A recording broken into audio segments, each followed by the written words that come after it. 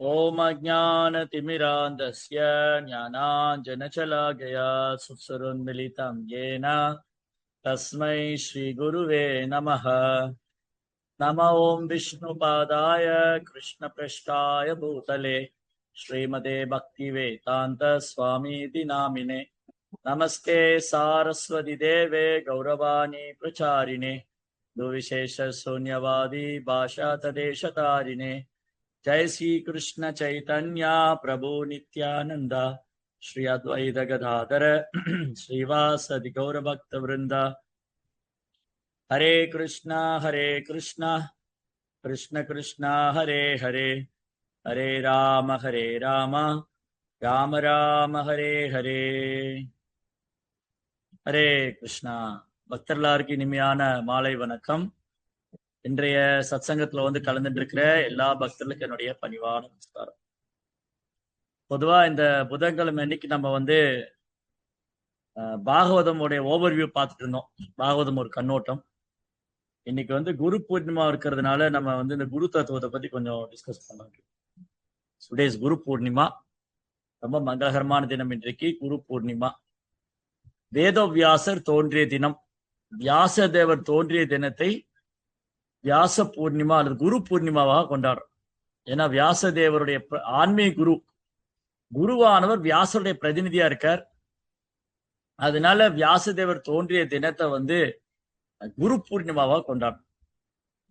அதனால இன்னைக்கு குரு தத்துவத்தை பத்தி கொஞ்சம் நம்ம டிஸ்கஸ் பண்ண போறோம். இடமிருந்து பகவான் கிட்ட இருந்து நிறைய தத்துவங்கள்லாம் வெளிப்படுது.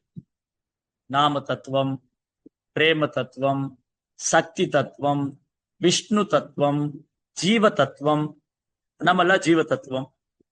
ராமர், நரசிங்கர், வராகர்லாம் விஷ்ணு தத்துவம். ஹரே கிருஷ்ணா மகாமந்திரம் நாம தத்துவம். ஹரே கிருஷ்ண கிருஷ்ண கிருஷ்ண ஹரே ஹரே, ஹரே ராம ராம ராம ஹரே ஹரே. அவர் சக்தி தத்துவம். ஸ்ரீதேவி, பூதேவி, நீலாதேவில சக்தி தத்துவம். அப்புறம் யோகமாயா சக்தி, மகாமாய சக்தி, இது சக்தி தத்துவம்.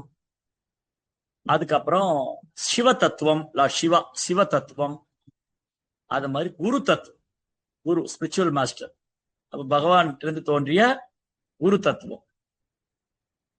அப்போ இன்னைக்கு ரொம்ப ஸ்பெஷல் என்னன்னு சொன்னா, வேதவியாசர் தோன்றியது. பகவானை வியாசதேவரா அவதார் பண்ண. வியாசாய வியாசரூபாய விஷ்ணுவே பிரப விஷ்ணு. பகவான் விஷ்ணு தான் வியாசதேவராக தோன்றினார். வியாசதேவர் பகவானுடைய சத்தியாவேஷ அவதாரம். ஒரு குறிப்பிட்ட நோக்கத்துக்காக ஒரு ஜீவாத்மாவுக்கு பகவானால் சக்தி அளிக்கப்படும் பொழுது அந்த அவதாரம் சத்தியாவேஷம் என்று அழைக்கப்படுகிறது. சத்தியாவேஷ அவதாரம். இப்போ வியாச மகரிஷி, வேத வியாசர், அவர் வியாசா அப்படின்னா நிறைய வியாசா இருக்காங்க. இங்க நம்ம பேசுற வியாசர் கிருஷ்ண துவாபாயன வியாசா. வியாசான்னு சொன்னா ரொம்ப விவரமாக வர்ணிப்பவர்கள். பகவானுடைய நாம ரூப குணாதிசயங்களை, பகவான் லீலைகளை யார் மிக விவரமா வர்ணிக்கிறாங்களோ அவங்க வியாசர்கள். நிறைய வியாசர்லாம் இருக்காங்க. அப்ப இங்க நம்ம படிக்கிற வியாசர் கிருஷ்ண துவாபாயன வியாசா. துவாபாயனா அப்படின்னு சொன்னா ரெண்டு நதிகள் சங்கமிக்கிற இடம். கிருஷ்ணருடைய நிறத்தை ஒத்திருந்ததுனால அவருக்கு சிறு குழந்தை கிருஷ்ணர் என்று திருநாமம், கிருஷ்ணா. அவர் வியாசதேவர் கிருஷ்ணருடைய நிறத்தில் இருந்தார். மழைக்காலத்து மேகத்தை ஒத்த நிறத்தில் இருந்ததுனால அவர் சிறு பிள்ளையிலே கிருஷ்ணர் போல இருந்ததுனால கிருஷ்ணா என்று திருநாமம். இரண்டு நதிகள் சங்கமிக்கூடிய இடத்துல தோன்றதுனால கிருஷ்ண துவாபாயன வியாசா. கிருஷ்ண துவாபாயன வியாசா. வியாசரின் தந்தை பராசர முனி. இந்த பராசர முனிவர் ஆகச் சிறந்த பெரும் பண்டிதர். இவர்தான் பகவான் என்ற வார்த்தைக்கு விளக்கம் கொடுத்திருக்கார். பகவான் என்றால் வார்த்தையினுடைய அர்த்தம் என்ன, பகவான் என்றால் பொருள் என்ன, இந்த பகவான் என்ற வார்த்தையின் பொருள் என்ன, பகவான் என்ற வார்த்தை யாருக்கு பொருந்தும். கிருஷ்ணஸ்து பகவான் ஸ்வயம். பகவான்கிற வார்த்தை கிருஷ்ணருக்கே பொருந்தும். கிருஷ்ணர் தான் பகவான். பகவான் என்ன? பகவான் இந்த 6 ஐஸ்வர்யங்களை யார் முழுமையா வச்சுட்டு இருக்காங்களோ, யாருக்கிட்ட 6 ஐஸ்வர்யம் முழுமையா இருக்கோ அவரே பகவான். சத் ஐஸ்வர்யஸ்ய பகவான். ஐஸ்வர்யஸ்ய வீரியஸ்ய யசஷ ஸ்ரீய, அழகு, அறிவு, துறவு, புகழ், செல்வம், வலிமை, இந்த 6 ஐஸ்வர்யமும் யார்கிட்ட முழுமையா இருக்கோ அவரே பகவான் சொன்னார் பராசர முனி. அப்ப இந்த 6 ஐஸ்வர்யம் யார்கிட்ட முழுமையா இருக்கு? கிருஷ்ணர்கிட்ட தான் முழுமையா இருக்கு. அதாவது கிருஷ்ணஸ்து பகவான் ஸ்வயம், கிருஷ்ணரே ஸ்வயம் பகவான். மற்றவங்க கிட்ட எல்லாம் ஐஸ்வர்யம் இருக்கும், ஆனா முழுமையா இருக்குமா? 100% முழுமையா இருக்காது. இந்த ஜட உலகத்துல கூட இன்னைக்கு ஒருத்தர் அழகா இருந்தா நாளைக்கு அவரை விட ஒருத்தர் அழகா வருவார். இன்னைக்கு ஒருத்தர் புத்திசாலியா இருந்தா அவரை விட ஒரு புத்திசாலி வருவார். சரி, இந்த 6மே ஒத்துட்டு இருந்துன்னா அது முழுமையா இருக்காது. அழகா இருந்தா அறிவு இருக்காது, அறிவு இருந்தா செல்வம் இருக்காது, அழகு அறிவும் செல்வம் இருந்தா புகழ் இருக்காது. இதெல்லாம் இருந்ததுன்னா முழுமையா இருக்காது. அப்ப இந்த 6ம் முழுமையாக பெற்றிருப்பவர் பகவான் கிருஷ்ணன். அதை பறைசாற்றியவர் தான் பராசரமன். கிருஷ்ணரே பரமபுருஷோத்தமனான முழுமுதற் கடவுள், அவரே பகவான் என்று பறைசாற்றிய முனிவர் பராசர முனிவர். அந்த பராசர முனிவர் ஒரு நாள் அப்படியே படகுல போயிட்டு இருக்கார். அப்படி படகுல போகும்போது அந்த படகை ஓட்டக்கூடிய ஒரு பெண், அவளுடைய பேர் மத்ஸ்யகாந்தா. மத்ஸ்யகாந்தம்னா அவள் உடல்ல இருந்து மீன் நாற்றமணி, மீனை போல் மீனுடைய வாசமணி, இந்த மீன் குலத்தை சார்ந்த மத்ஸ்யகாந்தா. அந்த மத்ஸ்யகாந்தாங்கிற சத்தியவதி படகு ஓட்டி சென்று கொண்டிருக்கிறாள். பராசரர் படகில் அமர்ந்திருக்கிறாள். இந்த மத்ஸ்யகாந்தா படகு ஓட்டிட்டு போறா. அப்பொழுது பராசரர் பராசரர் போன்ற முனிவர்கள் முக்காலம் அறிந்தவங்க. முன்ன நடந்தது, இப்ப நடந்து கொண்டிருப்பது, இனி நடக்க போறது, 3ம் அறிந்தவர் பராசரர். அப்ப பராசர முனிவர் என்ன பண்ணாரு? அப்படியே ரொம்ப ஆஸ்பீஷியஸ் டைம், ரொம்ப மங்களகமான நேரமா இருக்கு. நதிகள்லாம் ரொம்ப அப்படியே ஸ்மூத்தா ஓடிட்டு இருக்கு. நட்சத்திரங்கள்லாம் ரொம்ப ஆஸ்பீஷியஸ் மங்களமா இருக்கு. தன் பராசருடைய ஹிருதயத்துல இந்த நேரத்துல பரமபுருஷர் இந்த பூமியில் அவதரிக்க போகிறார். அவர் வியாச தேவராக தோன்ற போகிறார். அவர் சத்தியவதியின் கருவில் தோன்ற போகிறார். அப்போ பராசரர் சத்தியவதிட்ட சொல்றாங்க, ஓ மத்ஸ்யகாந்தா, நீ ரொம்ப பாக்கியம் செய்தவள். உன் கருவில் அந்த பரமபுருஷோத்தமனே வியாசராக தோன்ற போகிறார். ஓ, சத்தியவதி சொன்னா, இது எப்படி சாத்தியமாகும்? எனக்கு இன்னும் கல்யாணமே ஆகலையே, நான் கன்னி பொண்ணாலாம் இருக்கேன். இந்த கன்னி பொண்ணு கருவுற்றால் என்ன ஆகும்? சமுதாயம் ஏற்றுக்கொள்ளுமா? என்னை யாராவது கல்யாணம் பண்ணிக்குவாங்களா? இது எப்படி நடக்கும்? எனக்கு ஒரே பயமா இருக்கே, கவலையா இருக்கே.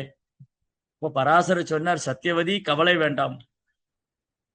உனக்கு பகவத் கைங்கரியம் கிடைத்தது நீ செய்த பாக்கியம். அந்த பரமபுருஷோத்தமனே உனக்கு குழந்தையா வரப்போறார் வியாச ரூபத்துல. அதனால இந்த சேவையை ஏற்றுக்கொள்வது உன் பாக்கியம். அப்புறம் நான் உனக்கு 2 வரங்கள் கொடுக்க. உன்னுடைய உடல்ல இந்த துர்நாற்றம் போய் அரோமா சென்ட் ஸ்மெல் வரும். ஒன்று அந்த வியாசரை தன் கருவில் தாங்கி கொண்டதுனால சத்தியவதியோடைய உடல்ல இருக்கிற அந்த துர்நாற்றம், அந்த மீன் நாற்றம் போயிட்டு அவ உடல்ல அரோமா சென்ட் ஸ்மெல்லு, அந்த நறுமணம் காடு முழுவதும் பரவி, சத்தியவதி எங்க இருக்காங்களோ அந்த ஊரே மணக்கும். அப்படி ஒரு வரம் கொடுத்தார் பராசர். அப்படி ஆகட்டும் சொல்லிட்டு அந்த குழந்தை ஏற்றுக்கொள்றாங்க சத்தியவதி. பராசருக்கும் சத்தியவதிக்கும் குழந்தையாக தோன்றுகிறார் வியாசதேவன். குழந்தையா வந்தோன்னு இளம் பாலிபனா நிக்கிறார். நம்ம இதெல்லாம் சினிமாலதான் கேள்விப்பட்டிருக்கோம். ஒரே பாட்டுல குழந்தை பெரிய ஹீரோ ஆகி அப்புறம் டுவேட் பாடிட்டு இருக்கும். டைட்டில் கார்டுல குழந்தைய காய்ப்பாங்க, ஒரு பாட்டு ஓடிட்டு இருக்கும். அந்த டைட்டில் கார்டு முடிஞ்ச உடனே ஹீரோ டான்ஸ் ஆடி பாட்டு பாடிருப்பார், டுவேட் பாடிட்டு. இது அனைத்தும் நகல் அல்லது மாயை. ஆனா மகாபாரதம், ராமாயணம், இதிகாச புராணங்கள் கூறுவது உண்மை சரித்திரம். நம்ம சினிமால உள்ளதெல்லாம் வாய் திறந்து பார்த்துக்கிட்டு இருப்போம், உண்மை சரித்திரத்தை கேள்வி கேட்போம். இன்னைக்கு மக்களுடைய மனோநிலை எப்படின்னா, எப்படி இருக்குன்னா, ஒண்ணுத்துக்காகாத திரைப்படத்தை உட்காந்து விமர்சனமா பேசிக்கிட்டு இருப்பாங்க. அந்த விமர்சனம், இந்த விமர்சனம், இது இப்படி நடந்திருக்கலாம், அது அப்படி நடந்திருக்கலாம், இவ்வளவு நேரத்தை குறைச்சிருக்கலாம், ஹீரோ இப்படி பண்ணிருக்கலாம், வில்லன் அப்படி பண்ணிருக்கலாம். சோ மெனி அன்வான்டட் தாட்ஸ், தேவையே இல்லாத விமர்சனம். பொழுதன்னைக்கு ஒரு 4 பேர் உட்காந்துட்டு பேசிட்டு, இதுதான் சமூக வலைதளங்கள், இதுதான் வேலையே. ஆனா இங்க ஒரு தெய்வீகமான சரித்திரம் நடந்திருக்கு மகாபாரதத்துல, வியாசருடைய பிறப்பு. இதையெல்லாம் பேசுறதுக்கு மக்களுக்கு நேரமும் இல்லை, அதுக்கான அறிவும் இல்லை. ஜென்ம கர்ம சமே திவ்யம் ஏவம் யோவேதி தத்வதக.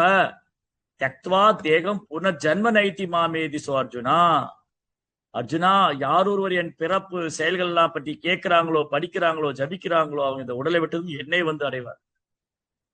அதனால சினிமா நடிகருடைய பிறப்பை தெரிஞ்சுக்கிறத விட வியாசருடைய பிறப்பை தெரிஞ்சுக்கிறது ரொம்ப ரொம்ப அவசியம், அத்தியாவசியம், மனித வாழ்க்கைக்கு ரொம்ப அவசியம் வியாசருடைய பிறப்பு. ஏன்னா மனித குலத்துடைய நன்மைக்காகவே பகவான் வியாசரா தோன்றார். மனித குலத்துடைய நன்மைக்காகவே பகவான் என்ன பண்ணார், வியாச தேவரா தோன்றார். அவர் வந்து குழந்தையா வந்த உடனே அப்படி இளைஞனா மாறினார். இளைஞனாக மாறிவிட்டு தன் தாயினுடைய தந்தையினுடைய பாதத்தை தொட்டு வணங்கி கொண்டு அவர் சரஸ்வதி நதிக்கரையில தவம் செய்யறதுக்காக போறார். சரஸ்வதி ஆற்றங்கரையில தவம் செய்யறார் வியாச மகரிஷி.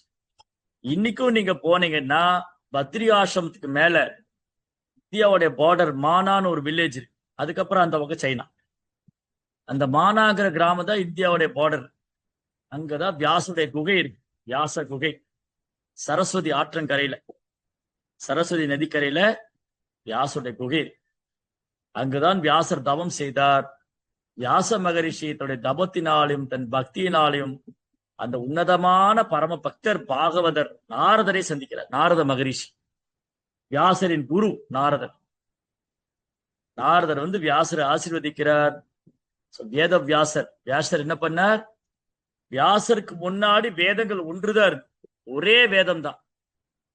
அப்ப எல்லோருடைய நன்மைக்காக வியாசர வேதங்களை அனைவரும் புரிந்து கொள்வதற்காக அதை நான்கா பிரிக்கிறார், நான்கா வகுக்கிறார். அதனால வேதங்களை வந்து யாராலும் வந்து அவ்வளவு சுலபமா வந்து விலக்கி கூற முடியாது. ஏன்னா வேதங்களால் அறியப்பட வேண்டியவர் கிருஷ்ணா, வேதங்களை முற்றிலும் அறிந்தவரும் கிருஷ்ணா, வேதங்களை தொகுத்ததும் கிருஷ்ணா, வேதங்களால் அறியப்பட வேண்டியவரும் கிருஷ்ணா. வேதைச சர்வே ரகமேவ வேத்யோ வேதாந்த கிருத் வேதவித் விதேக சாகம். வேதங்களை முற்றிலும் அறிந்ததும் கிருஷ்ணா, வேதங்களை தொகுத்ததும் கிருஷ்ணா, வேதங்களால் அறியப்பட வேண்டியவரும் கிருஷ்ணா. அதனால சாதாரண மனிதனால வேதத்துக்கு வியாக்கியானம் கொடுக்க முடியாது. ஏன்னா வேதங்கள் பகவான் இருந்து தோன்றியது, வேதங்கள் அப்பழுக்கற்றது, குறையற்றது. வியாசதேவர் பகவானுடைய அவதாரமாக்கல, அவர் முக்குணத்துக்கு அப்பாற்பட்டவர், 4 குறைபாடுகளுக்கு அப்பாற்பட்டவர். ஒரு ஜீவ ஆத்மாவுக்கு 4 குறைபாடு உண்டு. இப்ப நமக்கெல்லாம் ஒரு 4 குறைபாடு. தவறு செய்யறவங்க, அறியாமையில் இருக்கும், புலன்கள் குறைபாடானது, ஏமாற்றக்கூடிய 4 குறை. வியாசர் வந்து இந்த 4 குறைக்கு அப்பாற்பட்டவர்.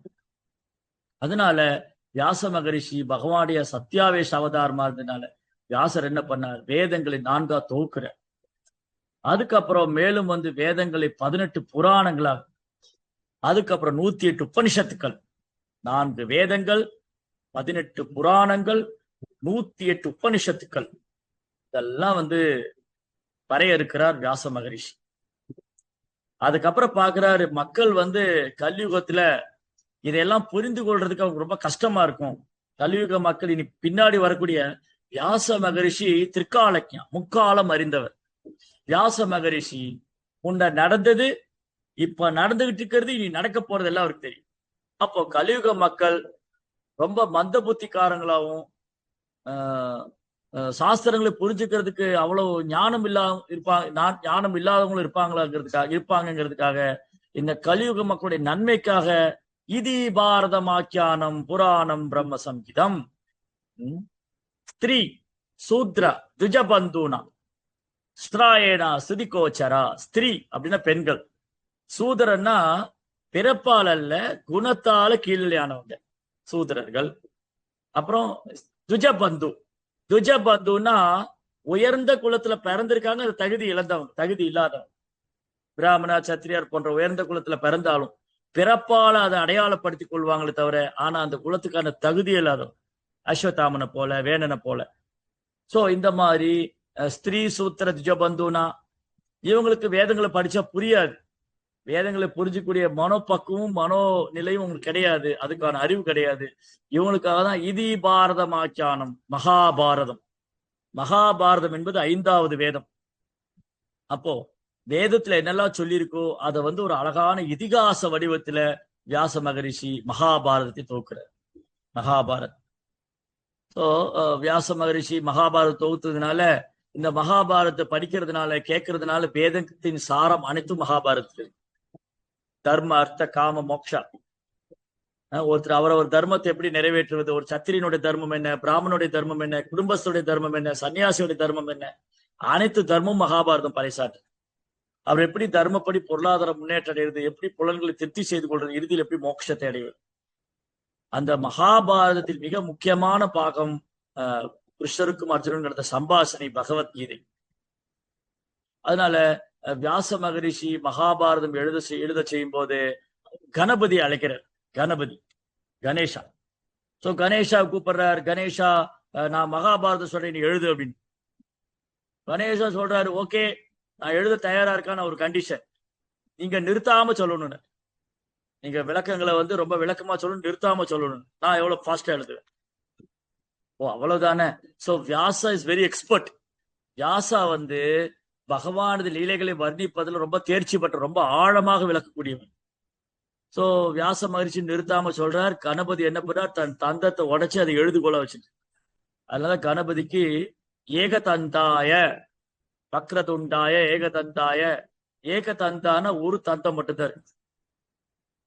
நீங்க பெரும்பாலும் கணபதி கோயில்ல போனீங்கன்னா அவருக்கு தும்பிக்கை ஆழ்வார் ஆச்சாரியர், அவருக்கு ஒரு தந்தம் தான். மீது ஒரு தந்தத்துலதான் ஒரு மகாபாரதம் எழுதினர். வியாசர் சொல்ல சொல்ல கணபதி மகாபாரதம் எழுதினர். இப்படி கலியுக மக்களின் நன்மைக்காக மகாபாரதத்தின் மிக முக்கியமான பகுதி பகவத்கீதை இதெல்லாம் வந்தது. அப்போ ஒரு முறை வியாச மகரிஷி சரஸ்வதி நதிக்கரை நீராடிண்டு அவர் தவம் பண்ணிட்டு இருக்கார். அப்போ அவருடைய குருவான நாரதரை சந்திக்கிறார். நாரத மகரிஷி. நாரதர் வந்தோடனே வியாசர் எழுந்து வரவேற்று தன் குருவுக்கு உபச்சாரணை செய்து அவர் பாத பூஜை செய்து அவர் வழிபடுறார். அப்புறம் நாரத முனிவர் அவர் தன் சீடரான வியாசரை புகழ்றாரு. ஓ வியாசதேவா, நீங்க ரொம்ப பாக்கியவான், நீங்க ரொம்ப சத்தியவான்.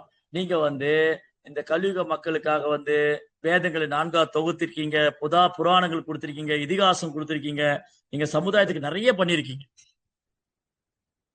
ஆனா வியாசருக்கு என்ன பிரச்சனைனா, அவருக்கு முழு திருப்தி வரல. Is not satisfied. அவருக்கு திருப்தி இல்லை.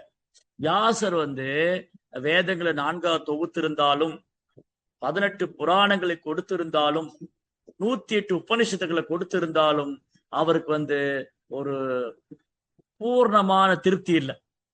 இட்ஸ் நாட் இது அதிருப்தி இல்லை. அவருக்கு மன நிறைவடையல. சரி, இப்ப நான் உங்களை எல்லாம் கூப்பிட்டு எல்லாரும் கோயிலுக்கு வாங்க, இஸ்கான் டெம்பிளுக்கு வாங்க, பெரம்பலூருக்கு வாங்க, சண்டே ஃபீஸ்ட் இருக்கு, ஞாயிற்றுக்கிழமை நாங்க விருந்து தரப்போறோம் அப்படின்னு கூப்பிட்டேன். நீங்க எல்லாரும் வந்திருந்தீங்க. எல்லாரும் பெரம்பலூர்ல ஓகே பிரபு கூப்பிட்டாரு, ஞாயிற்றுக்கிழமை விருந்துக்கு போலாம் அப்படின்னு எல்லாம் வந்திருந்தீங்க. பார்த்தா நல்ல விருந்து இருந்தது. சாதம் இருந்தது, சாம்பார், பொரியல், கூட்டு, வத்த குழம்பு, மோர் குழம்பு, அப்புறம் பப்படம், வடை எல்லாம் இருந்தது. அந்த இது சொல்லுவாங்களே, அது என்ன சொல்லுவாங்க, வத்த குழம்பு, வடை, கோசுமல்லி எல்லாம் இருந்தது. எல்லாம் சாப்பிட்டாங்க.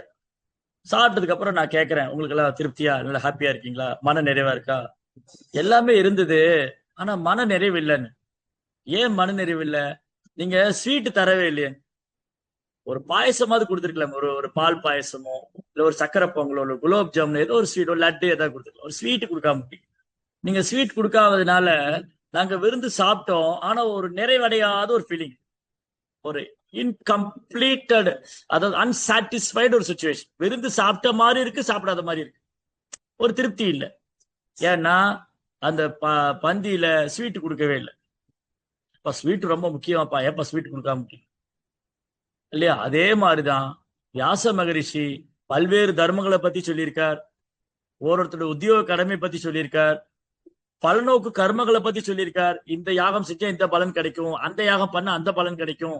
பல்வேறு கர்மகாண்ட, வேதத்துல இருக்கிற கர்மகாண்ட பகுதியில பலநோக்கு கர்மங்களை பத்தி சொல்லியிருக்கார்.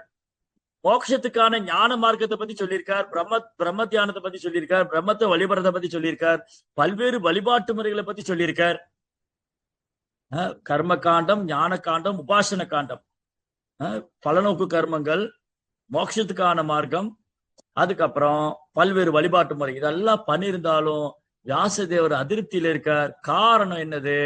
அவர் நாரதர் சொல்றார், வியாசதேவா நீங்க எல்லாம் பண்ணினீங்க, இப்ப ஏன் நீங்க அதிருப்தி? அவங்க அதிருப்திக்கான காரணம் என்ன? ஏன் உங்க மனம் நிறைவடையவில்லை?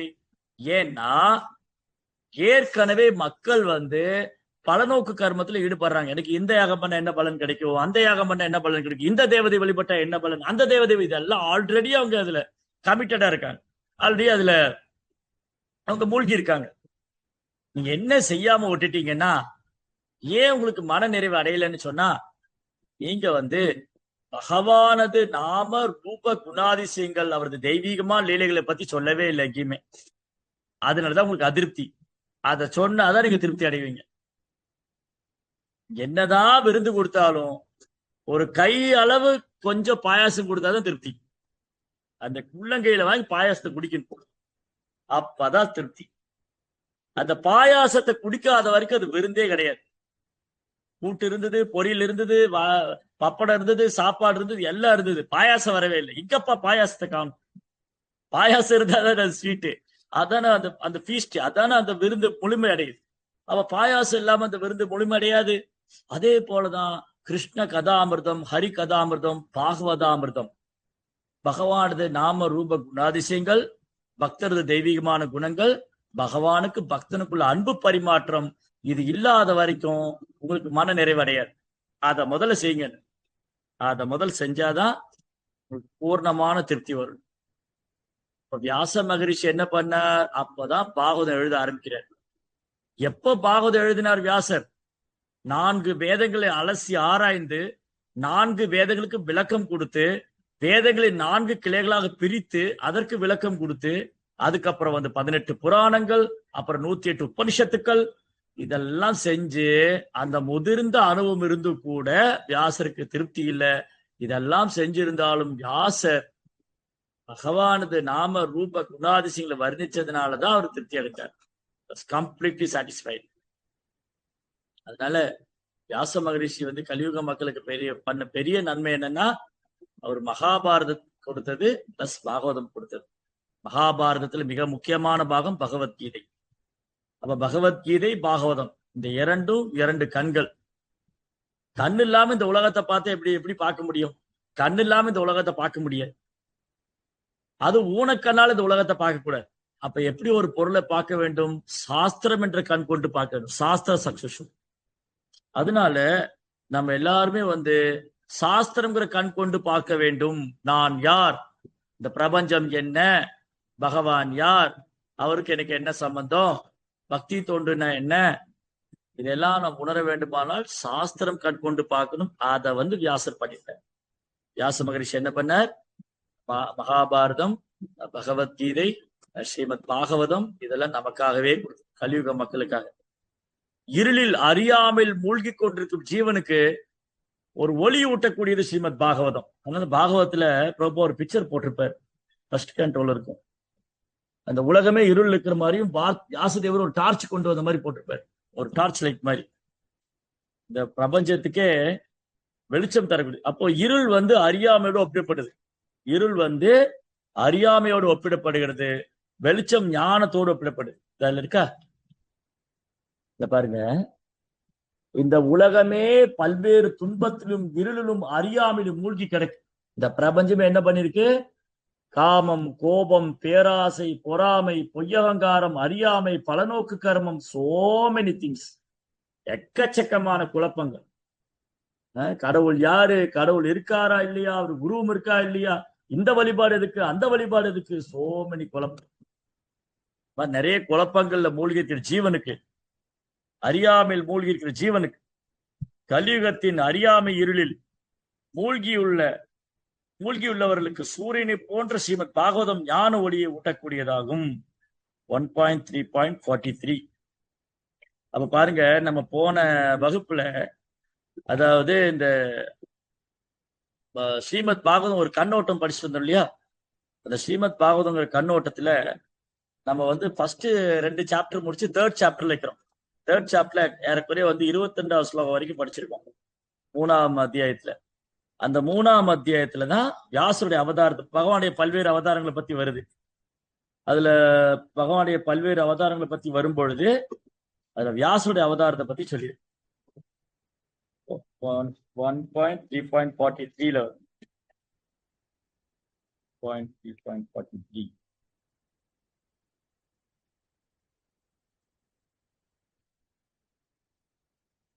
कृष्णे सदामो भगवते धर्मज्ञानादिभिः सह कलो नष्टतृषामेष पुराणार्गो अनुनोदितः ரொம்ப அழகான ஸ்லோகம். கிருஷ்ணே சதாமோ பகதே தர்மஜானாதிபிः சக கலோ நஷ்டதృஷாமேஷ புராணார்கோ அனுனோதிதः. இந்த பாகவத புராணம் சூரியனை போல் பிரகாசமானதாகும். பகவான் ஸ்ரீ கிருஷ்ணர் தர்மம், அறிவு போன்றவர்களுடன் அவரது சொந்த வசிப்பிடத்தை புறப்பட்ட உடனேயே இது உதயமாகி இருக்கிறது. கலியுகத்தில் அறியாமை என்னும் இருளினால் பார்வை இழந்தவர்கள் இப்புராணத்தில் ஒளியை பெறலாம். அப்போ சவுனகாதி முனிவர்கள் கேட்ட 6 கேள்வியில ஒண்ணு பதில் இந்த ஸ்லோகம். சவுனகாதி முனிவர் 6 கேள்வி கேட்டாங்க சூத கோஸ்வாமிகிட்ட. நைமிஷாரண்யத்துல சூத கோஸ்வாமிங்கிற முனிவரத்துல சவுனகாதி முனிவர்கள் 6 கேள்வி கேட்டாங்க. அதுல ஒன்று பகவான் இந்த பூமி விட்டு மறைஞ்சிட்டாரே, தர்மம் எல்லாம் இப்ப எங்க அடைக்கலம் கொண்டு இருக்கு?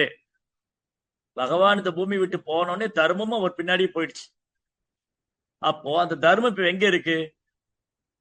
தர்மா அப்படின்னு சொன்னா தாரையதே இது தர்மக, ஒன்றை ஒரு உறுதியாக தாங்கி பிடித்திருப்பது, இறைவனை உறுதியாக தாங்கி பிடித்திருப்பதுதான் உன்னதமான தர்மம், பரோ தர்மம். அப்போ பகவான் இந்த பூமியை விட்டு மறைந்த உடனே எல்லாம் பகவான் பின்னே சென்று விட்டது. கலியுக மக்களுக்காக பகவான் பாகவதத்தை விட்டு சென்றிருக்கிறார். பகவான் பாகவத ரூபத்தில் இருக்கார். ஜய ஜய பாகவதா தேவா ஜய ஜய பாகவதா ஸ்ரீ ஸ்ரீ ராதா கிருஷ்ண ஸ்வரூபா ஜய ஜய பாகவதா தேவா ஜய ஜய Bhagavata. There is no difference between Srimad Bhagavatam and Radha Krishna. Radha கிருஷ்ணரும் அது பகவான் கிருஷ்ணரும் ஸ்ரீமத் பாகவதம் வேற இல்லை. Srimad Bhagavatam is an literary incarnation of lord Krishna Prabha சொல்றார். பிரபா என்ன சொல்றார்? ஸ்ரீமத் பாகவதமானது பகவான் ஸ்ரீ கிருஷ்ணரின் இலக்கிய அவதாரம் ஆகும். பகவான் கலியுகத்துல பாகவத ரூபத்துல இருக்கார். அப்ப கலியுகம் எங்க இருக்கு? கலியுகத்துல எங்க தர்மம் இருக்கு? பாகவதத்துல இருக்கு. அதனால கலியுக மக்களுக்கான தர்மம் பாகவத தர்மம். இதுதான் பாகவத தர்மம். அதனாலதான் சைத்தன்ய மகாபிரபு கலியுக மக்களுக்கு ஸ்ரீமத் பாகவதத்தை சிபாரிசுகிறார். ஸ்ரீமத் பாகவதம் புராணம் அமலம் பிரேம மர்த்தோ மகான். சைத்தன்ய மகாபிரபு என்ன சொல்ற? பகவானே முழுமுதற் கடவுள சைத்தன்ய மகாபிரபு ஒரு பக்தனுடைய ரூபத்துல வந்தார். பகவானே பக்தனா அவர் என்ன சொல்றார்? ஆராதிதோ பகவான், எதெல்லாம் வழிபடக்கூடியது. கலியுக மக்களுக்கு யாரெல்லாம் வழிபடணும், யாரை நாம் வழிபட வேண்டும் என்று சைத்தன்ய மகாபிரபு சொல்றார். ஆராதிதோ பகவான் பிரஜேஷதனையா, அந்த பிருந்தாவன கிருஷ்ணரே நம்ம வழிபாட்டுக்குரியவர். நம்ம அனைவருக்கும் முழுமுதற் கடவுள், நம்ம அனைவருக்கும் எஜமானன், அவர் நம்ம அனைவருக்கும் அவர் தான். அதனால நம்ம எல்லாரும் வழிபடப்பட வேண்டியவர் ஆராதிதோ பகவான் பிரஜேஷதனையா, பிருந்தாவன கிருஷ்ணர். பகவான் கிருஷ்ணர் வழிபாட்டுக்குரியவர். ஆராதிதோ பகவான் பிரஜேஷதனே தத்தாம பிருந்தாவனம், பிருந்தாவனம் வழிபாட்டுக்குரியது. பிருந்தாவன தாமம், பிருந்தாவனமும் கிருஷ்ணரும் வேற இல்லை. எப்படி பாகவதும் கிருஷ்ணரும் வேற இல்லையோ, அந்த பிருந்தாவனத்தில் பகவான் நித்தியமாக லீலை செய்கிறார். பிருந்தாவன தாமத்தில் பகவான் நித்தியமா வாசம் பண்றார். பிருந்தாவனத்தை விட்டு ஒரு அடி கிருஷ்ணர் வெளியே போறதில்லை. பிருந்தாவனத்தை விட்டு ஒரு ஸ்டெப் கிருஷ்ணன் வெளியே போறதில்லை. அவர் எப்பவுமே 24 மணி நேரம் பிருந்தாவனத்துல விரஜவாசிகளோடும் கோபர்களோடும் கோபிகளோடும் நித்தியமாக லீலை செய்து கொண்டிருக்கிறார். அதனால கிருஷ்ணர் எவ்வாறு வழிபாட்டுக்குரியவரோ அதே போல அவரது பிருந்தாவன தாமமும் வழிபாட்டுக்குரியது. ஆராதிதோ பகவான் பிரஜேஷதனியா தத்தாம பிருந்தாவனம் ரம்யா காஞ்சித்து வாசனா பிரஜவது. வழிபாட்டிலேயே உயர்ந்த வழிபாடு, பக்தர்களே உயர்ந்தவங்க. இவங்களை விட சிறந்த பக்தர் கிடையாது. யாரு? பிருந்தாவனத்து கோபிகள். ரம்யா காஞ்சித்து வாசனா பிரஜவது. விருந்தாவன கோபிகள் இருக்காங்க இல்லையா, அந்த விருந்தாவனத்து கோபிகளுடைய பக்திக்கும் அன்புக்கும் நிகரானவங்க யாரும் கிடையாது. அவங்களை விட உயர்ந்த பக்தரும் கிடையாது, அவங்களுக்கு நிகரானவங்க கிடையாது, அவங்களை விட சிறந்த பக்தரே கிடையாது. அதனால பக்தன்னு சொன்னா விருந்தாவன பக்தி, பக்தினா விருந்தாவன பக்தி, பக்தர்னா விருந்தாவனம். அவங்களோட their all the best of the devotees. பகவானுக்கு மிகவும் பிரியமான நெருக்கமான பக்தர்கள் விஜவாசி பிருந்தாவனம். ஆராதிதோ பகவான் விரஜேஷ தனியா தத்தாம பிருந்தாவனம் ரம்யா காஞ்சி சுபாசனா விரஜவது. ஸ்ரீமத் பாகவதம் புராணம் அமலம். ஸ்ரீமத் பாகவதம் அமலம் புராணம்.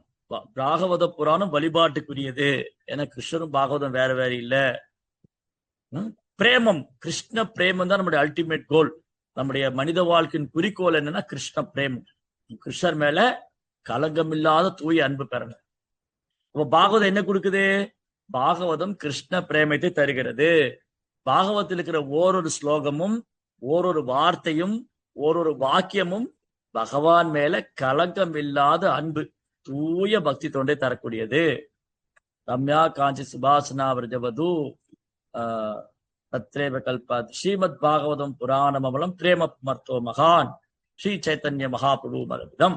சைத்தன்ய மகாபிரபு இந்த 5 முக்கியமான விஷயங்களை சொல்லியிருக்கார். அதுல ஒன்று ஸ்ரீமத் பாகவதத்தை வழிபடுவது, பாகவதத்தை கேட்பது, பாகவதம் படிக்கிறது. புத்தக பாகவதத்தை கேட்க வேண்டுமானால் பக்தர் பாகவதருடைய அனுகிரகம், பக்தர் பாகவதர். பிரபுபாதருடைய விளக்கம் இல்லைன்னா பாகவதத்துல ஒரு வார்த்தையை கூட நம்மளால புரிஞ்சுக்க முடியாது. பிரபுபாடைய commentary is very very important. அதுக்கப்புறம் சிக்ஷா குரு, தீக்ஷா குரு, இவங்களுடைய வழிகாட்டுதல பாகவத்தை நம்ம புரிஞ்சுக்கணும். அதனால வியாச மகரிஷி கலியுக மக்களுடைய நன்மைக்காக ஸ்ரீமத் பாகவதத்தை தொகுத்திருக்கார். ஸ்ரீமத் பாகவதம் கிருஷ்ணரும் வேற வேற இல்ல. பாகவதம் என்றால் பகவானது நாம ரூப குணாதிசயங்கள், பகவானது தெய்வீகமான குணங்கள், பக்தரது தெய்வீகமான குணங்கள், பகவானுக்கு பக்தனுக்குள்ள அன்பு பரிமாற்றம், ஓரொரு பக்தருடைய ரியலைசேஷன். இதான் நம்ம முதல் வகுப்புலயே பார்த்த பாகவதை பத்தி பேசும்போது, பாகவதம் சொன்னா பிரகலாதுடைய அனுபவம், பிரகலாதருக்கு பகவான் மேல இருந்த ரியலைசேஷன், அவருடைய பக்தி, அவருடைய பக்தியினுடைய ஆழம், அவருடைய அனுபவம், அவருடைய எக்ஸ்பீரியன்ஸ் கிருஷ்ணா, அவர் எப்படி கிருஷ்ணரை உணர்ந்திருந்தார், அவருக்கு எப்படி கிருஷ்ணரை அனுபவித்தார். பிரகலாத் மகாராஜா, பரீட்சித் மகாராஜா, யுதிஷ்டர் மகாராஜா, அம்பரீஷ மகாராஜா, அப்புறம் ஜனகர், தசரத, எவ்வளோ பேர் இருக்காங்க. so many devotees. 12 Mahajan, Swayambu, Narada, சம்பு, குமாரோ, கபிலோ, மனு, பிரகலாத், பீஷ்மா, ஜனகா, இந்த மாதிரி ஆக சிறந்த பக்தருடைய அனுபவங்கள், அவங்க பகவானை அனுபவித்தது, அவங்க பகவானை உணர்ந்தது, அவங்களுக்கு பகவான் நடந்த அன்பு பரிமாற்றம் எல்லாம் வியாச மகரிஷி பாகவத்துல கொடுத்துட்டார். இதனால இந்த மனித சமுதாயத்துக்கு பெரும் நன்மை செய்தவர் வியாசதேவர். பகவானே வியாசதேவரா கலியுக மக்கள் பகவானை அடைவதற்கு ஒரே வழிதான் இருக்கு, பக்தி மார்க்கம். கலியுக மக்களுக்கு ஒரே வழிதான். மற்ற யுகத்திலேயாவது வேற வேற யோகமெல்லாம் செஞ்சு கூட பக்தி யோகம்ங்கிறது எல்லா யுகத்திலும் உண்டு. பக்தி தொண்டுங்கிறது, பக்தி யோகங்கிறது ஒண்ணு கலியுகத்துல மட்டும் கிடையாது. இல்ல அறிவில் குறைந்தவங்களுக்கோ, இல்ல உணர்ச்சி வசப்பட்டவங்களுக்கோ, இல்ல பெண்களுக்கோ குழந்தைகளுக்கோ ஆனது அல்ல. பக்தி என்பது ஆக சிறந்த பெரும் பண்டிதர்கள் எல்லாம் பயிற்சி பெரும் பக்தர்கள், பாகவதர்கள், மகாஜனங்கள் பின்பற்றியது மிக உன்னதமானது. பாருங்க, அன்னைக்கே நான் காமிச்சேன் உங்களுக்கு பாகவதத்தை. இந்த அட்டை படத்துல சுகதேவ் கோஸ்வாமி பாகவதம் பேசுறார், பரீட்சித்து உட்கார்ந்து கேட்டு இருக்கார். அந்த சபையில் யாரெல்லாம் இருக்கா? அங்க பெண்களோ குழந்தைகளோ எல்லாம் கிடையாது. அங்க ஆக சிறந்த தேவரிஷி நாரதர், வியாசர், அதுக்கப்புறம் அங்க இருக்கக்கூடிய பிரம்ம ரிஷிகள், உயர்ந்த பிராமணர்கள், பண்டிதர்கள், வைஷ்ணவர்கள், யோகிகள், ஞானிகள், ரிஷிகள், முனிவர்கள், பக்தர்கள், இந்த மாதிரி தன்னை உணர்ந்த ஆத்மாக்கள் இருக்கு. பாகவதம் தன்னை உணர்ந்த ஆத்மாக்கள் கொண்டாடுவது. பிரபுபாதர் மாதிரி ஒரு தூய பக்தருடைய கருணையால தான் இன்னைக்கு நம்ம பாகவதம் படிச்சுட்டு இருக்கோம். இல்ல நமக்கு என்ன பாகவதம் புரியும்? பிரபுபாவுடைய கருணை தான். அவர் உலகம் எல்லாம் பிரபுபார் அமெரிக்கா போகும்போது பாகவதம் தான் எடுத்துன்னு போனார். பிரபுபார் கூட போனது பாகவதம். பிரபுபா சொல்லுவார், நான் அமெரிக்கா போல, பாகவதம் தான் அமெரிக்கா கூட்டிட்டு போச்சு, பாகவதம் தான் அமெரிக்கா. அதனால வியாச மகரிஷி நம்ம எல்லாரும் வியாசருக்கு ரொம்ப கடன் பட்டிருக்கோம். ஏன் வியாசருக்கு ரொம்ப கடன் பட்டிருக்கோம்னா, வியாச மகரிஷி தோன்றியதுனாலதான் நமக்கு மகாபாரதம், ராமாயணம், மகாபாரதம், பகவத்கீதை, பாகவதம் எல்லாம் கிடைச்சது. அதனால இந்த வியாசர் தோன்றிய தினத்தை குரு பூர்ணிமா அல்லது வியாச பூர்ணிமா கொண்டாடும். அப்ப ஆன்மீக குருவானவர் வியாசருடைய பிரதிநிதியாக இருக்கின்றார். வியாசாசனத்தில் அமரக்கூடிய பக்தர் வியாசருடைய பிரதிநிதியாக இருக்கின்றார். அதனால இந்த வியாசர் அவருடைய அடிச்சுவட்டை பின்பற்றுவது மிக மிக அவசியம். அப்ப இந்த நம்முடைய சம்பிரதாயத்துல பிரம்ம, நாரத, வியாச, மாத்வ, கௌடிய, வைஷ்ணவ சம்பிரதாயம். நம்முடைய சம்பிரதாயம் எப்படி எக்ஸ்பேண்ட் ஆகுது, எப்படி விரிவங்கமாய் வந்திருக்கு? கிருஷ்ணா, பிரம்மா, நாரதர், வியாசர், மாத்வாச்சாரியர், அப்படியே இந்த பரம்பரை மூலமா மாதவேந்திர பூரி, அப்புறம் ஈஸ்வர பூரி, அப்புறம் வந்து சைத்தன்ய மகாபிரபு, 6 கோஸ்வாமிகள், அப்புறம் வந்து நரத்துமதாஸ் தாக்கூர், ஷாமானந்த பண்டிதர், அப்புறம் ஸ்ரீனிவாசாச்சாரியா, கிருஷ்ணா சக்கர தாக்கூர், பலதேவ் வித்யாபூஷன், இப்படி இந்த பரம்பரை வந்து ஜெகநாதாஸ் பாபாஜி, பக்தி வினோத் தாக்கூர், பக்தி சித்தாந்த் சரஸ்வதி தாக்கூர், தெய்வத்திராசா பக்தி வேதாந்த சுவாமி ஷீல போகிறார். இப்படி வேத ஞானம், இறை விஞ்ஞானம், கிருஷ்ண உணர்வு பரம்பரை மூலமா பெறக்கூடியது. அப்போ வியாசர் தோன்றியது 5000 வருஷத்துக்கு முன்னாடி. கலியுகம் தொடங்க போது, தாப்பரகம் முடிச்சு, தாப்பரகம் முடிய போகுது, கலியுகம் தொடங்க போகுது. அந்த நேரத்துல பாகவதம் உபதேசிக்கப்பட்டது. வியாசர் தனது குழந்தையான சுகதேவ் கோஸ்வாமிக்கு பாகவதம். பாகவதம் எப்படி கிடைச்சது நமக்கு? வியாசர் சுகதேவ் கோஸ்வாமிக்கு சொன்னார். சுகதேவ் கோஸ்வாமி பரிஷித் மகாராஜ் சொன்னார். அந்த பரிஷித் மகாராஜோட சபையில சூது கோஸ்வாமி இருந்தார். அவர் சவுனகாதி முனிவருக்கு சொல்றார். எப்படி பரம்பரை மூலமா நமக்கு கிடைச்சது. அப்புறம் ஏறக்குறைய ஒரு 800 ஆண்டுகளுக்கு முன்பாக நம்ம சம்பிரதாயத்துடைய பூர்வாச்சாரியர் ஒருத்தர் மாத்வாச்சாரியர். மாத்வாச்சாரியர் உடுப்பியில பாஜகா கஷேத்திரங்கிற இடத்துல தோன்றியவர். அவர் வாயுடைய அம்சம் மாத்வாச்சாரியர். அவர் 2 முறை பிரயாணம் செய்து பத்ரிகாசிரமம், தென்னிந்தியாவில் உடுப்பியிலிருந்து கர்நாடகாவிலிருந்து 2 முறை பிரயாணம் செய்து ஒரு வியாசரை சந்திச்சிருக்கார் மாத்வாச்சாரியர். ஒரு முறை வியாசரை சந்தித்த பொழுது மாத்வாச்சாரியர் தான் எழுதிய பகவத்கீதையுடைய கமெண்ட்ரி, பகவத்கீதைக்கு அவர் விளக்கம் எழுதியிருந்தார் மாத்வாச்சாரியர். அதை வியாசர்கிட்ட காமிச்சு அதை அங்கீகாரம் பெற்றுக்கொண்டார். வியாசர் வந்து அதை ரெகக்னைஸ் பண்ணார். இது வந்து கரெக்டான எக்ஸ்பிளனேஷனா இருக்கு, விளக்கம் சரியா இருக்கு. இனியொரு முறை வியாசரை சந்திச்ச பொழுது வியாச மகரிஷி அவருக்கு 8 சாலகிராம் ஷீலா அவர் ஆசீர்வதிக்கிறார், அவருடைய சீடராக ஏற்றுக்கொள்கிறார் மாத்வாச்சாரியர் வியாசதேவ். அதுக்கப்புறம் உடுப்பியில வந்து அந்த 8 மடங்களை நிறுவி அந்த 8 சாலகிராம் ஷீலாவும் அந்த 8 மடத்துல வந்து பிரதிஷ்டை பண்ணார் மாத்வாச்சாரியர். சோ இப்படி வியாச மகரிஷி இந்த பூமியில அவதாரம் செய்ததே நம்ம எல்லோரையும் கடை தேற்றுவதற்கு தான். பகவானே ஆச்சாரியனுடைய ஸ்தானத்துல வந்தார். அதே பகவான் 500 வருஷத்துக்கு முன்னாடி ஸ்ரீ சைத்தன்ய மகாபிரபு அவதாரம் பண்ணார். சைத்தன்ய மகாபிரபு ஸ்ரீகிருஷ்ண சைத்தன்யோ நித்யானந்தோ சுகோதிதோ கௌடதேசோ புஷ்பவந்தோ சித்ரோ சந்திரோ தமோனுதோ. சந்திரனும் சூரியனும் சேர்ந்து உதித்தார் போல கங்கை கரையில வங்க தேசத்துல சைத்தன்ய மகாபிரபு பகவான் கிருஷ்ணரே சைதன்ய மகாபிரபுவாக, நித்யானந்த பிரபு பலராமர் நித்யானந்தர், பிரஜேந்திர நந்தன ஹோய் சச்சி சூதா ஹோயிலை பலராம் கோயில நித்தாய். பிரஜேந்திர நந்தன் பிருந்தாவன கிருஷ்ணர் சச்சி மாதாவுடைய குழந்தையாகவும் பலராமர் நித்யானந்தராக இந்த பூமியில தோன்றினாங்க 500 வருஷத்துக்கு முன்னாடி. அப்போ ஒரு நாள் என்ன நடந்ததுன்னா, சைதன்ய மகாபிரபு நித்யானந்தரும் இணைந்து விடுகிறார்கள். ரொம்ப காலமா நித்யானந்த பிரபு வந்து சைதன்ய மகாபிரபு இந்த பூமிக்கு வர்றதுக்கு முன்னாடியே நித்யானந்த பிரபு இந்த பூமியில வந்துட்டார். அதுக்கப்புறம் ஒரு தீர்த்த யாத்திரைலாம் போய் பிருந்தாவன்ல தங்கி இருக்கார். மகாபிரபுவோடைய சங்கீர்த்த லீலைக்காக காத்துட்டு இருந்தார். மகாபிரபு வந்து நவதீபத்துல சங்கீர்த்தனம் தொடங்கின உடனே நித்யானந்த பிரபு வந்து சேர்ந்துட்டார். அப்போ ஒரு பெரிய திருவிழா நடக்குது. அன்னைக்கு வியாச பூர்ணிமா, குரு பூர்ணிமா வந்தது. குரு பூர்ணிமா. சோ மகாபிரபு சொன்னார், அங்கெல்லாம் பக்தர்களா கூடியிருக்காங்க. அத்வைத ஆச்சாரியர், நித்யானந்த பிரபு, ஸ்ரீவாஸ் தாக்கூர், ஹரிதாஸ் தாக்கூர், முகுந்த தத்தா, முராரி குப்தா, எல்லா வைணவர்களும் ஆயிரக்கணக்கான வைஷ்ணவர் இருக்காங்க. மகாபிரபு சொன்னார், இன்னைக்கு வந்து வியாச பூர்ணிமா, குரு பூர்ணிமா நம்ம செலிப்ரேட் பண்ண போறோம். இன்னைக்கு வந்து கார்லண்ட் வியாசதேவருக்கு ஒரு மாலை அணிவிக்க வேண்டும் அப்படின்னு சொல்லிட்டு சைத்தன்ய மகாபிரபு நித்யானந்த பிரபு கூப்பிட்டு, நித்யானந்த பிரபு நீங்க வந்து வியாசதேவருக்கு மாலை அணிவிக்கணும், மாலை போடுங்க, கார்லண்ட் ஆஃபர் பண்ணுங்க, மாலை வந்து பிரசாதம் கொடுக்கணும். நித்யானந்தர் என்ன பண்ணார், அந்த மாலை எடுத்துட்டு வந்து நேரா சைத்தன்ய மகாபிரபு கழுத்துல போட்டார். சைத்தன்ய மகாபிரபு கேட்கிறார், என்ன காரியம் பண்றீங்க? நான் வியாசதேவருக்குள்ள மாலையை போட சொன்னேன், எனக்கு போட்டிருக்கீங்களே நீங்க. அப்ப நித்யானந்த பிரபு என்ன உறுதிப்படுத்துறார், சைத்தன்ய மகாபிரபு பரமபுருஷோத்தமனான முழுமுதற் கடவுள். அவர் கிருஷ்ணர்லேருந்து வேறானவர் அல்ல, அவற்றிலிருந்து தான் தோன்றியவர் வியாசதேவர். அதனால வியாச பூஜையில் நம்ம வழிபட வேண்டியது சைத்தன்ய மகாபிரபுன்னு சொல்லிட்டு அந்த காரணத்தை வந்து மகாபிரபு. என்ன கிருஷ்ணம் வந்தே ஜெகத்குரு வசுதேவ சுதம் தேவம் கம்சச்சானூரமர்தனம் தேவகி பரமானந்தம் கிருஷ்ணம் வந்தே ஜெகத்குரு. அவர் தான் அகில குரு, ஜெகத்குரு. அதனால இதை நித்யானந்த பிரபு உறுதிப்படுத்துறார். இப்ப நித்யானந்த பிரபு யாரு? அவரும் குரு தத்துவம் தான். பகவானே வந்து குரு தத்துவமா இருக்கார் நித்யானந்த பிரபு. குருவோடைய வேலை என்ன பண்ணுவாங்க? குருவோடைய வேலை நமக்கு பக்தியை கத்துக் கொடுக்கறதா. எப்படி கிருஷ்ணர் இடத்துல சைத்தன்ய மகாபிரபுல எப்படி அன்பு செய்யணும், எப்படி அவருக்கு சேவை பண்ணணும், எப்படி அவரை சரணாகதி பண்ணணும். அப்ப நித்யானந்த பிரபு குரு தத்துவம்.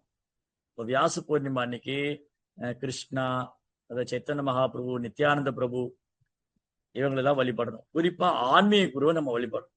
ஆன்மீக குருவானவர் வியாசுடைய பிரதிநிதியா இருக்கார்.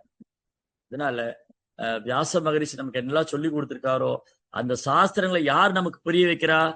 ஆன்மீக குரு தான் புரிய வைக்க முடியும். ஆச்சாரியவான் புருஷோ வேதகா. வேதம் என்ன சொல்லியிருக்குன்னா, ஆச்சாரியன் ஆன்மீக குருவை ஏற்றுக்கொண்டவர், அங்கீகரிக்கப்பட்ட அதிகாரப்பூர்வமான ஆச்சாரிய சம்பிரதாயத்துல வரக்கூடிய ஒரு ஆன்மீக குருவை ஏற்றுக்கொண்ட ஒரு நபருக்கு வேதத்தின் ரகசியம் எல்லாம் தானா வெளிப்படுத்தப்படும். ஆன்மீக குருவை யார் ஏற்றுக்கொண்டிருக்கிறாரோ அந்த சீடருக்கு வந்து வேதத்தின் ரகசியம் எல்லாம் தானாக வெளிப்படுத்தப்படும். ஏன்னா ஆன்மீக குருவானவர் பரம்பரை மூலமாக சக்தி அளிக்கப்பட்டவர். சீட பரம்பரை மூலமா சக்தி அளிக்கப்பட்டவர், பகவானால் சக்தி அளிக்கப்பட்டவர். அதனாலதான் சாஸ்திரம் சொல்லியிருக்கு. புரோபாத் வந்து அடிக்கடி இந்த ஸ்லோகங்களை கோட் பண்ணுவார். இந்த 2 ஸ்லோகமும் புரோபாத் கோட் பண்ணுவார். தஸ்மாத் குரு பிரபத்யேத்ய ஜிக்ஞாசு ஷேய உத்தமா. எப்போது குரு அவசியம்? ஆன்மீக குருட்ட கேள்வி கேட்கணும். எப்படி கேள்வி கேட்கணும்? பிரணிபாதேன பரிப்பிரஷ்னேன சேவையா. பணிவாக அடக்கமாக கேள்வி சேவை செய்து கேள்வி கேட்கணும். என்ன கேள்வி கேட்கணும்? பிரம்மம் என்றால் என்ன? இந்த பிரம்மம் எப்படி இருக்கும்? அதை உணர முடியுமா? பரமாத்மா யாரு? பகவான் யாரு? எனக்கு பகவானுக்கு என்ன சம்பந்தம் இருக்கு? நான் எப்படி பகவானை அணுகிறது? இந்த மாதிரி கேள்வி கேட்கறது. தத் விஜானாத்வ ஸ்வ குரு ஏவ அபிகச்சேத் ஷமித் பாத்தியம் ஸ்ரோத்ரியம் பிரம்மனிஷ்டம். இந்த அபிகச்சித் ஒரு வார்த்தை இருக்கு இந்த ஸ்லோகத்துல. அபிகச்சித்னா you must approach a bonafide guru. You have to must approach a bonafide guru. அதாவது நீங்கள் நாம் கட்டாயம் ஒரு ஆன்மீக குருவை அணுகியே ஆக வேண்டும்.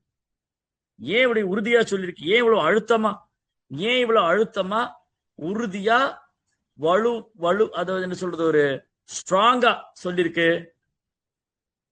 தஸ்மாத் குரு பிரபத்தியேத்த தத் விஜானான் குரு ஏவ அபிகச். தத் விஞ்ஞானம் அப்படின்னா இறைவனை பற்றி விஞ்ஞானத்தை நீங்க அறிந்து கொள்ள வேண்டுமா? கிருஷ்ண தத்துவத்தை புரிந்து கொள்ள வேண்டுமா? கிருஷ்ணர் யாரு? அவரது தெய்வீகமான லீலைகள் என்ன? அவருடைய சிருஷ்டிப்பு லீலை என்ன? அவரது படைத்தல் இதெல்லாம் எப்படி பண்றாரு? இதையெல்லாம் அறிந்து இந்த ஞானம் உங்களுக்கு வேணுமா? அப்போ யூ மஸ்ட் அப்ரோச். அப்போ நீங்க கட்டாயம் ஒரு அங்கீகரிக்கப்பட்ட அதிகாரப்பூர்வமான ஆச்சாரியரை அணுகியே ஆக வேண்டும். தத் விஞ்ஞானாந்த சகுவேவா அபிகச்சித் ஷமித் பாத்திரியம் ஸ்ரோத்ரியம் பிரம்மனிஷ்டம். இந்த கேள்விகள்லாம் கேட்கணும். அப்ப இந்த கேள்விகள்லாம் பதில் தெரியணும்னு சொன்னா ஒரு குருவானவர், அந்த குருவானவர் இந்த 4 தகுதி இருக்கா? அந்த குருவுக்கு 4 தகுதி இருக்கா? என்ன 4 தகுதி? அவர் அங்கீகரிக்கப்பட்ட அதிகாரப்பூர்வமான ஆச்சாரிய சம்பிரதாயத்துல வராரா? அவர் பகவானுடைய பக்தனா இருக்காரா? சாஸ்திரங்களை பின்பற்றாரா? முந்தைய ஆச்சாரியருடைய அடிச்சவட்டை பின்பற்றார். இந்த 4 விஷயம். ஆன்மீக குருவுக்கான தகுதி என்னது? ஆன்மீக குருடைய தகுதி வந்து அங்கீகரிக்கப்பட்ட அதிகாரப்பூர்வமான ஆச்சாரிய சம்பிரதாயத்துல வரக்கூடியவரா இருக்கணும். சாஸ்திர விதிகளை பின்பற்றக்கூடியவராக, சாஸ்திரத்தை பின்பற்றக்கூடியவரா இருக்கணும். முந்தைய ஆச்சாரியருடைய அடிச்சவட்டை பின்பற்றக்கூடியவரா இருக்கணும். பகவானது பக்தராக இருக்கணும். இது குருவோடைய குவாலிபிகேஷன், குருவுக்கான தகுதி. குருவுக்கான தகுதி என்ன? குருவுக்கான தகுதி என்னன்னு உபதேசாமிர்த புத்தகத்துல ரூபகோசாமி சொல்றார். ரூபகோசாமி பிரபுபாத். வாச்சோ வேகம் மனசக்ரோதோ வேகம் ஜிஹ்வா வேகம் உதர உபஸ்த வேகம் ஏதான் வேகாஞ்சோபிஷதேத தீர சர்வாம் அதிம்சாம் பிரதிபிம்ச சிஷ்யாத். இந்த 6 உந்துதல்களை யார் கட்டுப்படுத்துறாங்களோ அவங்க இந்த உலகத்துக்கே குருவா இருக்க முடியும். உலகம் முழுவதும் சீடர்களை ஏற்றுக்கொள்ள தகுதி உடையவர். இந்த உலகம் முழுவதும் சீடரை ஏற்றுக்கொள்ள தகுதி உடையவர் யாரு? இந்த 6 உந்துதலை கட்டுப்படுத்தணும். வார்த்தையால வரக்கூடிய வேகம், மனதினால எழக்கூடிய வேகம், வயிறு மற்றும் பாலுறுப்புகளால் வரக்கூடிய வேகம், வாச்சோ வேகம், மனசக்ரோத கோபத்தை கட்டுப்படுத்துவது, வாச்சோ வேகம், மனசக்ரோத ஜிஹ்வா வேகம், உத்தர உபஸ்த வயிறு, பாலுறுப்பு, நாக்கு, இதனால வரக்கூடிய உந்துதல்களை கட்டுப்படுத்துறவர். இதை 6 உந்துதலை யார் கட்டுப்படுத்துறாரோ அவர் உலகம் முழுதும் சீடரை ஏற்றுக்கொள்ள தகுதி பெற. சைத்தன்யமா அப்படி என்ன சொல்றார்? சைத்தன்யமா அப்படி சொல்ற குருவுக்கான தகுதி என்ன? சைத்தன்யமா அப்படி சொல்றார் குருவுக்கான தகுதி என்ன? யாரே தேக்கோ தாரே காகோ கிருஷ்ண உபதேஷ் அமாரா கியா குரு ஹோ யா தாரே தேஷ். ஓ கூர்ம பிராமணா, இது வந்து சைத்தன்ய மகாபிரபு தன்னுடைய தென்னிந்திய யாத்திரையின் போது கூர்ம பிராமணரை சந்திச்சு சொல்றார். இந்த கூர்ம பிராமணர் என்ன பண்ணாரு? சைதன்ய மகாபிரபு சந்திச்ச உடனே நான் உங்க கூட வந்துடுறேன், என்னை கூட்டின்னு போயிடுங்க, எனக்கு மனைவி வேண்டாம், குடும்பம் வேண்டாம், குழந்தை வேண்டாம், நான் எல்லாத்தையும் விட்டுட்டு வந்துடுறேன், எனக்கு இந்த பௌதிக வாழ்க்கையை பிடிக்கல, பௌதிக வாழ்க்கை நரகமா இருக்கு, வேண்டாம், நான் உங்க கூட வந்தேன், மகாபிரபு என்னை உங்க கூட கூட்டின்னு போயிடுங்க, நான் உங்க கூடயே வந்துடுறேன், என்னை விட்டுட்டு போயிடாது, அழறன். இப்போ மகாபிரபு சொன்னார், நோ நோ நோ, அப்படிலாம் நீங்க பண்ண முடியாது, அப்படிலாம் நீங்க வந்து குடும்ப வாழ்க்கையை தொடர்ந்து வர முடியாது, அது செய்யக்கூடாது, அது தர்மம் இல்லை, அது போலித்தனமான துறவு. ஆனா என்னுடைய கட்டளை என்ன? அமார் ஆக்யா. சைத்தன்ய மகாபிரபு சொல்றாரு, அமார் ஆக்யா, என்னுடைய கட்டளை என்னன்னா, நீங்க நீங்க என்னவா இருக்கீங்களோ அப்படியே இருக்கும், ஒன்னும் பிரச்சனை இல்லை. நீங்க குடும்ப வாழ்க்கையில் இருக்கீங்களா, நோ ப்ராப்ளம். ஆனா நீங்க எங்க போனாலும், யாரை பார்த்தாலும், எங்க எந்த இடத்துல இருந்தாலும், யாரே தேக்கோ தாரேக்காகோ கிருஷ்ண உபதேஷ், கிருஷ்ணாவை பத்தி சொல்லுங்க, கிருஷ்ண நாமத்தை பத்தி சொல்லுங்க, அவருடைய லீலைகளை பத்தி சொல்லுங்க. இந்த மாதிரி என்னுடைய கட்டளை நீங்க இந்த உலகத்துக்கே குருவா இருக்கு, இந்த பிரபஞ்சத்துக்கே நீங்க குருவா இருக்க முடியும்.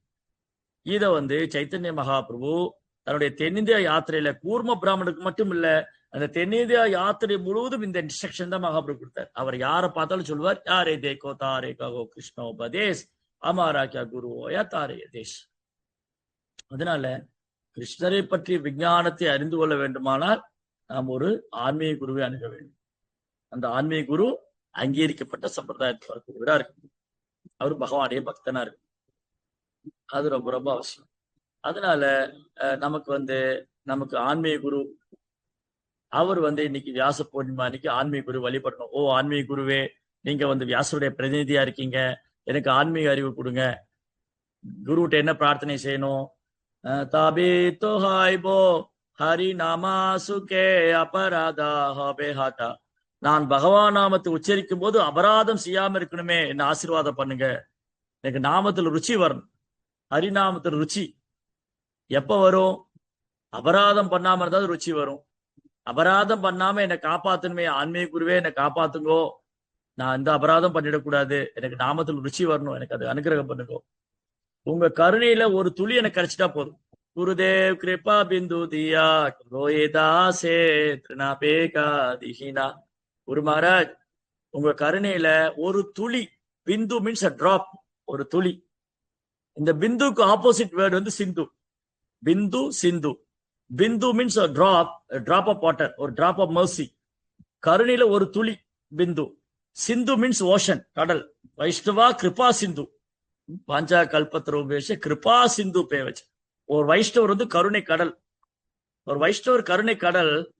அந்த கருணை கடல் வந்து ஒரு துளி எனக்கு கிடைச்சிட்டா போதும், நான் தூய்மை அடைஞ்சிருவேன். அதனால ஆன்மீக குருட்டு என்ன பிரார்த்தனை பண்ணணும்? ஓ ஆன்மீக குருவே, நீங்க வந்து கிருஷ்ணருடைய பிரதிநிதியா இருக்கீங்க, நித்யானந்தருடைய பிரதிநிதியா இருக்கீங்க, வியாசருடைய பிரதிநிதியா இருக்கீங்க. அதனால இந்த குரு பூர்ணிமா அன்னைக்கு உங்ககிட்ட பிரார்த்தனை பண்றேன், உங்க கருணையில ஒரு துளி எனக்கு கொடுங்க. அப்புறம் என்ன ஆசீர்வாதம் பண்ணுங்க, நான் நாமத்தை ஒழுங்கா ஜபிக்கணும், கவனமா ஜபிக்கணும், நாமத்துல ருச்சி வரணும், நான் அபராதம் பண்ணக்கூடாது. யோகியாதா விசாரே கிச்சு நகி பாய் தொமார கருணா சாரா. நான் என்ன நல்லா அலசி ஆராய்ஞ்சு பார்த்துட்டேன், என்ன நல்லா நான் அலசி ஆராய்ஞ்சு பார்த்துட்டேன். என்கிட்ட ஒரு யோகிதையும் கிடையாது, ஒரு தகுதியும் கிடையாது, என்கிட்ட ஒரு தகுதியும் கிடையாது. நான் முட்டாள், அட்டி முட்டாள். நான் ரொம்ப பாவகரமான வாழ்க்கையை வாழ்ந்துட்டு இருந்தேன். என்ன மாதிரி ஒரு கீழலையான ஆத்மா பார்க்க முடியாது, என்ன மாதிரி ஒரு பாவகரமான ஆத்மா பார்க்க முடியாது, என்ன மாதிரி ஒரு மோசமானு கிடையாது. அதனால நான் முழுக்க முழுக்க உங்க கருணையை தான் நம்பி இருக்கேன். யோகியாதா விசாரே கிச்சு நகிப்பாய். என்கிட்ட என்ன குணம் இருக்கு? ஒரு நல்ல குணம் கிடையாது. யோகியாதா விசாரி கிச்சு நகிப்பாய். தொமார கருணை சாரா, உங்க கருணையை தான் நான் நம்பி இருக்கேன். தவ கருணா ஹொய்பே காண்டியா காண்டியா பிராண நரா கிபோஆரா. உங்க கருணை மட்டும் எனக்கு இல்லைன்னு ஆகி போச்சுன்னா இந்த வாழ்க்கை அர்த்தமற்றது. நான் எங்கேயாவது செவுத்துல போய் மண்டையை முட்டி முட்டி இந்த உடலை விட வேண்டியதுதான். பிரயோஜனம், என் வாழ்க்கையை அர்த்தமே இல்லாம போயிடும். அதனால ஆன்மீகருடைய கருணை தான் நம்ம இந்த மனித வாழ்க்கையில பக்குவம் அடைறதுக்கு ஒரே வழி. ஆன்மீக குரு திருப்திப்படுத்துறதுதான் நம்ம ஆன்மீக பாதையின் வெற்றியின் ரகசியமே. கிருஷ்ண பக்தியில ஆன்மீக பாதையில நம்ம வெற்றி அடையணும்னு சொன்னா ஆன்மீக குரு சந்தோஷம் அடையணும். ஆன்மீக குருவை சந்தோஷப்படுத்துறது கஷ்டமா? கஷ்டம் ஒண்ணும் இல்லை. எப்படி அவர் சந்தோஷப்படுத்தலாம்? சக பக்தர்களுக்கு சேவை செய்து பக்தர்கள்ட்ட அன்பு பரிமாற்றம் பண்ணி எல்லாரும் ஒற்றுமையா இருந்து பிரபுபாதத்துக்கு சேவை பண்ணா குரு ரொம்ப சந்தோஷமா. குரு திருப்தி அடைஞ்சிட்டாருன்னு சொன்னா கிருஷ்ணா திருப்தி அடைந்து விட்டார் என்று அர்த்தம். குருவோடைய கருணை கிடைத்தால் கிருஷ்ணனுடைய கருணை கிடைத்து விட்டது என்று அர்த்தம். குருவோடைய கருணை இல்லைன்னா கிருஷ்ணனுடைய கருணை இல்லைன்னு அர்த்தம்.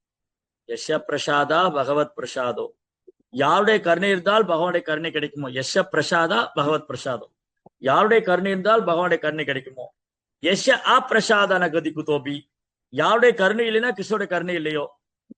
குருவோடைய கருணை இல்லைன்னா கிருஷ்ணனுடைய கருணை இல்லை. மாறா குருவோடைய கருணை கிடைச்சா கிருஷ்ணனுடைய கருணை. யஷ பிரசாதா பகவத் பிரசாதோ யஷ அப்பிரசாதான கதி குதோபி ஸ்தாயான் ஸ்துவாம் தாசே அசஸ்திரை சந்தியம் வந்தே குரு ஸ்ரீ சரணாரவிந்தம். ஓ ஆன்மீக குருவே, இந்த 3 வேளையும் உங்களை நான் பிரார்த்திக்கிறேன், எனக்கு உங்க கருணையை கொடுங்கோ அப்படின்னு குருகிட்ட பிரார்த்தனை பண்ணணும். குரு மகாராஜ் என்ன பிரார்த்தனை பண்ணணும்? எனக்கு உங்க சங்கம் கொடுங்க, எனக்கு உங்க வழிகாட்டுதல் வேணும், எனக்கு உங்க ஆசீர்வாதம் வேணும், உங்க கருணை வேணும் அப்படின்னு குருகிட்ட பிரார்த்தனை பண்ணணும். அப்ப ஆன்மீக குருவானவர் தன் சீடர்களுக்கு ஆன்மீக அறிவை போட்டி அவரை பயிற்சி கொடுத்து அவரை பக்குவப்படுத்தி படிப்படியா அவரை கிருஷ்ணாடு உலகத்துக்கு அழைச்சின்னு போற பொறுப்பு ஏத்துட்டு. குரு மீன்ஸ் ஹெவி ரெஸ்பான்சிபிலிட்டி. குருனா ரொம்ப பாரமான பொறுப்பு ஏத்துட்டு இருக்காருன்னு அர்த்தம். என்ன பெரிய பாரமான பொறுப்பு? நம்மளை போல வீழ்ந்த ஆன்மாக்களை கிருஷ்ணாட்ட அழைச்சின்னு போற. இதற்காகவே வியாசதேவரும் ஆன்மீக குருமார்களும் இந்த பூமிக்கு இறங்கி வராங்க. தூய பக்தர்கள், குருமார்கள், ஆச்சாரியர்கள், இவங்க எதுக்காக இந்த பூமிக்கு வராங்க? நம்மை போல வீழ்ந்த ஆன்மாக்களை, கட்டுண்ட ஆத்மாக்களை, பந்தப்பட்ட ஆத்மாக்களை விடுவிக்கிறதுக்காகவே வர. அதனால ஸ்பெஷல் இன்னைக்கு குரு பூர்ணிமா. நம்ம எல்லாத்தையும் ஆன்மீக குரு நம்ம எல்லாரும் பிரார்த்தனை பண்ணணும். பக்தியில முன்னேற்றம் அடையணும், பகவான் நாமத்தை ருச்சி வரணும். எந்த சூழ்நிலை வந்தாலும் பகவான் நடித்து விலகக்கூடாது, பக்தி தொண்டில முன்னேற்றம் அடையணும் அப்படின்னு பிரார்த்தனை பண்ணணும். ஜெய் ஸ்ரீ குரு பூர்ணிமா கி ஜெய், ஸ்ரீ குரு மகாராஜ் கி ஜெய், ஸ்ரீ பிரபுபாத் கி. ஹரே கிருஷ்ணா.